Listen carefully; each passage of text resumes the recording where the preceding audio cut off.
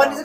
I can't care why I'm outside my house and he's inside. Bring him out here and me inside. This is my house. Right, and we can do that here in a minute. We were just hoping that a little bit of breathing cold air would be nice. Hey, Helen. You're outside, I'm inside. Hey. Yeah. No, Taylor, okay. Hey, Get Taylor, out of my house, Dakota. When I told you how this was going down, okay, we're trying to be kind right now and just find out what's going on. But if you stop listening to the things we're saying, okay, you're good. You're good. Then you're good. No worries. You're being nice. I get it. You're good. I get it. So when I say he's pushed me in my garage, the man in my garage to my kids' stuff. Your children are here, and you need to stop yelling, and you need to take your volume down considerably. You're good. Understandable. You're right. And so when I asked you not to make a phone call right now, and you're doing it, is what? Illegal?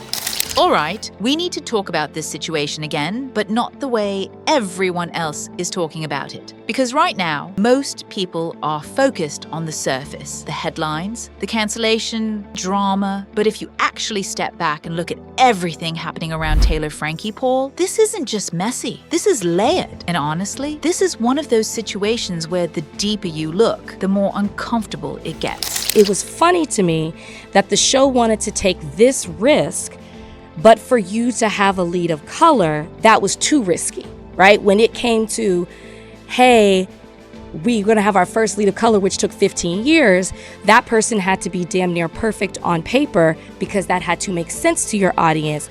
They had to be digestible to your audience. So it was funny to me that this is okay, right?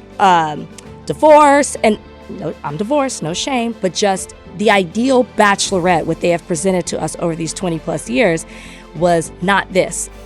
Because here's what people are saying right now. They're saying her season of The Bachelorette got pulled. They're saying the controversy ruined everything. They're saying this was a failed comeback. But here's the part nobody is really talking about. She still got paid. Fully, and not just a small check either. We're talking low to mid six figures for a season that never even aired. That means no finale, no public love story, no redemption arc. But the money still hits, and that right there, that changes how you should be looking at this entire situation. I want to start by just saying, I hope that it's the obvious that this is a terrible situation for everyone involved. And I know, for all of us who have covered reality TV, there's been dark moments in reality TV with shows before. There's been scary situations for people. This is a whole different animal. Lives are being ruined right now. Families are being torn apart.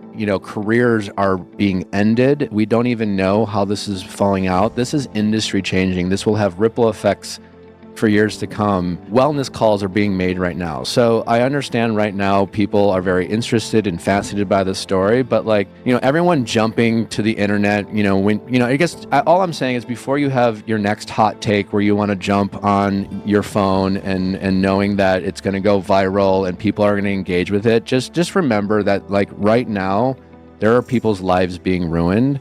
And it's a very scary situation for everyone involved. Children are involved. Children are involved. Again, families are being torn apart. And regardless of how you want to point fingers, there's a lot of victims in this story. Now wait, because this is where you need a reality check. Because when people hear that, they either think, good, she earned it, or they think, that's crazy, how does that even happen? But the truth is actually simple. She fulfilled her contract. She filmed the entire season. She did the promo. She showed up and did the job. So from a business standpoint, the network owes her. And whether the show airs or not, that's not her responsibility, that's theirs. ABC digs pretty deep into your background before they cast you for these Bachelorette shows, don't they? Yes, they dig deep. So when you are in the finals and you're flown out to LA, you are sitting down with licensed professionals, going over psychic evaluations, and you're doing hours and hours of paperwork just so they know your behavior patterns. They want to know everything about your history. And I'm telling you, Jesse, if you've had any run-in with the law, they know about it. You've ever sent an inappropriate photo, they know about it. If your mother has cancer, they know about it. You're scared of heights, or you missed a payment on your divorce settlement, they know about it. They can use it against you, they will leak it, they'll put it in a story plot, or they'll straight up bury it. But they know everything. There's absolutely nothing they don't know, and they knew this. So they knew. All right. So they knew she was a felon. They knew she was a swinger, and they still set her loose to all these guys that were like, "You should just get down on one knee because this she's the real thing." Well, yeah, because they had declining ratings. I mean, at its best, the Bachelor franchise was the #1 reality show in the world, and we've seen a dramatic drift from that. And we have competitor shows on different networks and different platforms. So, to your point, after they lost Chris Harrison, it fell even farther. So, you can no longer sell a show about love. You have to sell a spectacle. And this girl came with a built-in fan base, a huge social media following. She had a guaranteed audience. I mean, admittedly, myself, I was going to watch the show for the first time in nearly a decade, and I can't now. But here's where it gets deeper, because if you follow the timeline of her story, this wasn't just a random opportunity that fell apart. This was a build-up. Back in 2023, she was arrested following a domestic altercation with her ex, Dakota Mortensen. And this wasn't a quiet situation either. There were charges, including aggravated assault and domestic violence, in the presence of a child. Eventually, she took a plea deal and some charges were dropped. But the situation itself didn't just disappear, it stayed in the background, waiting, and that's where people get it wrong, because they think time equals closure, but time doesn't erase things, especially not when you're stepping into a bigger spotlight. And that's exactly what happened when she was cast as the lead for season 22 of The Bachelorette. Now let's be clear, this was not a normal casting decision. The show typically picks someone from within Bachelor Nation, but this time, they went outside. They chose someone with a controversial past, someone already known for drama, someone who was already being talked about. And that tells you something, because that wasn't random, that was intentional. That was the network betting on her story, betting on the idea of a comeback, betting on redemption. And honestly, it made sense, because from her perspective, this was a second chance. She even said it herself, that she believed this was another chapter, another opportunity to show who she really is. And if you're watching that from the outside, you might even root for that. You might want that to work. But here's the problem. The past wasn't finished, because while all of this was happening, while she was filming, while she was building a new story, there were still things unfolding behind the scenes. There were still tensions with Dakota. There were still reports of a toxic relationship. There were still emotional ties that hadn't fully been cut. And even more recently, there was another domestic situation being investigated in 2026.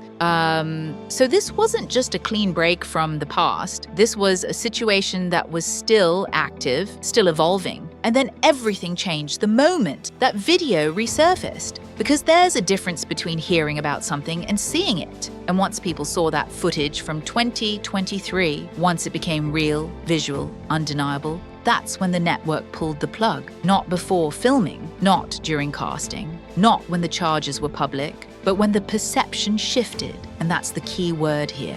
Perception. Because let's be real for a second. Networks don't just react to truth, they react to how things look. And once that video came out, it changed how everything looked. Suddenly, this wasn't a redemption story anymore.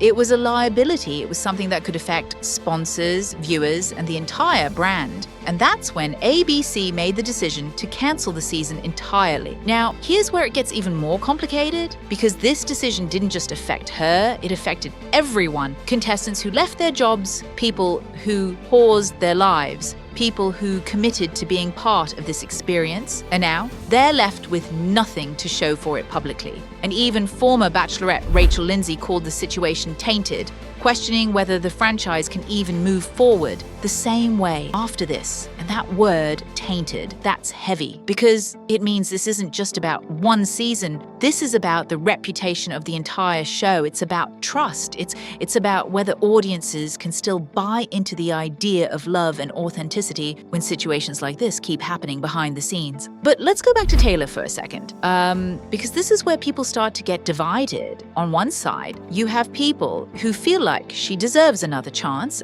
who believe she's owning her mistakes, who see her as someone trying to move forward. And on the other side, you have people who feel like this situation was too serious to ignore, that the past wasn't resolved enough for a platform like this. And honestly, both sides exist for a reason, because this situation isn't simple, it's not clean, it's not easy to label, and that's the reality check. Because while everyone is arguing about whether the show should have aired or not, the real story is what this reveals about how these situations actually work. Fame doesn't erase consequences. Opportunity doesn't mean readiness, and a second chance doesn't always come at the right time. And here's the part nobody wants to admit. She still wins in some ways because she got the exposure, she got the opportunity, and she still got paid. But at the same time, she also lost something: the narrative, the comeback story, the moment that was supposed to redefine how people see her. And that's the trade-off, because in reality TV, and honestly in life, you don't just get to choose the opportunity. You also have to deal with the timing. And in this case,